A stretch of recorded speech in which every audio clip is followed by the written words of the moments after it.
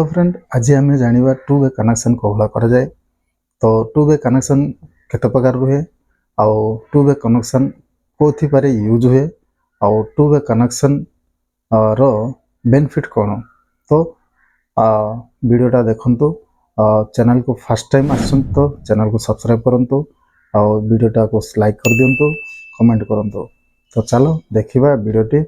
To way connection दुई प्रकार, गोटे डबल तार वाला, गोटे फेस न्यूट्रल वाला। चलो डबल तार वाला देखिया।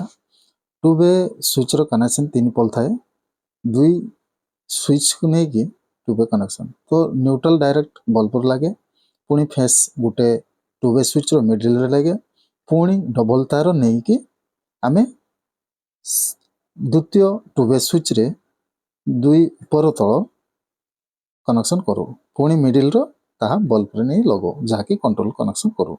ताहा होचे double wire two way connection. पुणी neutral phase two way connection, दुईटा टू वे स्विच रे एभले कनेक्शन करा जाए, पुणी न्यूट्रल फेस रे कनेक्शन तल ऊपर दिया जाए, पुणी ता मिडिल जो पोल थाए ताकू नहीं कि न्यूट्रल गोटे फेस गोटे बा मिडिल रे सेंटर रे दे देते। तो ये भले कनेक्शन करा जाए।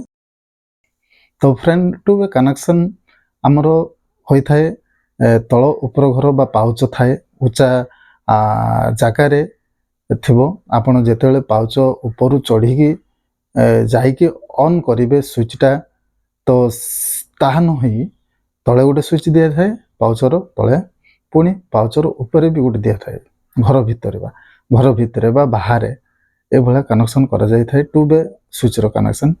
आपण मोटर स्विच मतो करि परिबे ताइरे को प्रकार ऊपर ऑन भी करि पारंती, तले भी ऑन करि पारंती।